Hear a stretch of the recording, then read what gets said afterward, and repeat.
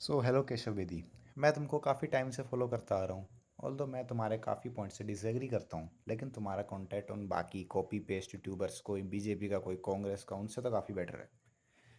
खैर, मैं बिना आईटी सेल का दल्ला बने कुछ डिसएग्रीमेंट्स तुमसे शेयर करना चाहता हूँ। मैंने तुम्हारी लगभग सारी वीडियोस यूट्यूब पर देखी हैं and what I get is तुम्हारी विचारधारा काफ़ी सोशलिस्ट कम्युनिस्ट लाइक करती है। Okay, no problem.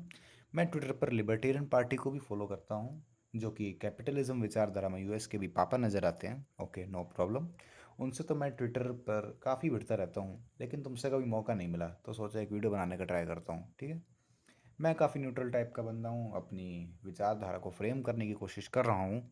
ऑल्दो मुझे अभी तक यही समझ में आया है कि लेफ़्ट राइट सोशलिज्म कैपिटलिज्म इन सबको मिक्स करके चलेंगे तो ही बेटर रहेगा। दोनों के प्लस पॉइंट्स उठाओ, नेगेटिव्स को डिस्कार्ड करो। ऑल्दो हर चीज़ के अपने चैलेंजेस है। ख्याल anyways, coming to the topic, तुम्हारी एक वीडियो है जिसका लिंक मैं डिस्क्रिप्शन में दे दूंगा और पिन कमेंट में डाल दूंगा, जो कि है do cash transfers really make the poor lazy.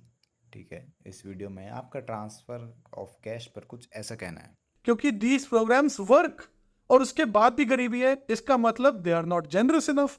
और बड़ा करो और कम हो जाएगी गरीबी। चलो जर्मनी का केस लेते हैं। 2005 में अनएम्प्लॉयमेंट रेट 11% थी।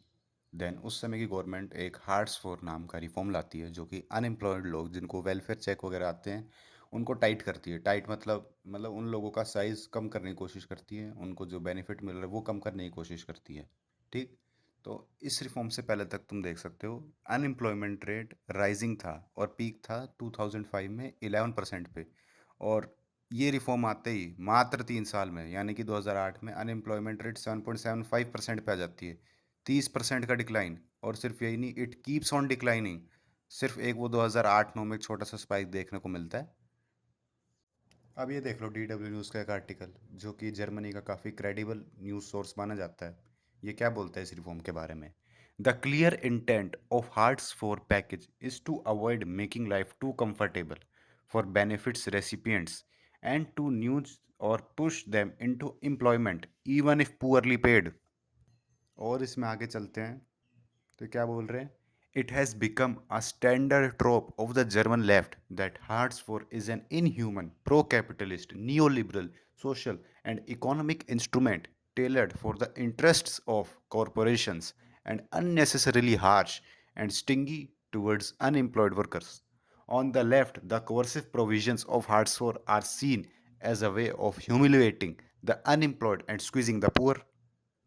कुल मिला के सरकार ये चाह रही थी कि avoid making life too comfortable, और लेफ्ट उस पर भड़क पड़ा। In human pro capitalist neoliberal, ये तो अमीरों के इंटरेस्ट के लिए काम कर रही है, गरीबों को निचोड़ने की कोशिश कर रही है, जैसे अपने आके लेफ्ट बोलते हैं। अब जब गवर्नमेंट ने वेलफेयर स्पेंडिंग काटी है तो उनकी कुछ बचत भी हुई होगी। तो वो मैं ढूंढने की कोशिश कर रहा था, मुझे कोई बहुत क्रेडिबल सोर्स तो नहीं मिला, लेकिन ये स्पीगल इकोनॉमी आउटलेट है जिसके बारे में मैं ज़्यादा नहीं जानता हूँ। देखते हैं ये क्या बोल रहे हैं। The pressure on the unemployed is growing. The Federal Council has cleared the way for stricter sanctions against long-term unemployed people who are unwilling to work. क्या बोल रहा है ये? जो बहुत लंबे समय से अनएम्प्लॉयड लोग हैं वो unwilling to work है। The federal government hopes to achieve annual savings of at least 1.5 billion euros by improving the fight against benefit abuse. क्या बोल रहे हैं? गवर्नमेंट कम से कम 1.5 बिलियन यूरोस बचाएगी। और आगे चलते हैं। बर्लिन के फेडरल लेवल मिनिस्टर क्या बोलते हैं? मोर टारगेटेड यूज ऑफ रिसोर्सेज। ये लो जो अप्रूव हुआ है स्टेट के द्वारा, वो कोई सर्विस कट नहीं है, बल्कि मोर टारगेटेड यूज ऑफ रिसोर्सेज है। और क्या कहते हैं? The bottom line is that he expect saving on hearts four of 4 billion euros for 2007। 2007 में गवर्नमेंट को उम्मीद है कि 4 बिलियन यूरोज तक की बचत हो सकती है। तो केशव बेदी, आई होप तुम मेरे को काउंटर ज़रूर करोगे। और बाय द वे, अब तुमने तो अपनी वीडियो में डेवलपिंग कंट्रीज़ के बारे में बोला था, जबकि मैंने केस स्टडी जर्मनी की ली है, जो कि एक डेवलप्ड कंट्री है बाय द वे। तो अगर तुम ये आर्गूमेंट देने वाले हो तो मैं कहूँगा, जब इंडियन राइट विंगर्स सोशलिज्म के मामले में वेनेजुला को गाली देते हैं तो फिर तुम उनको स्कैंडिनेवियन कंट्रीज़ का एग्जांपल देकर चुप करा देते हो, तो वो एग्जांपल तो मत ही देना। By the way, let's build a healthy argument. चलो बाय।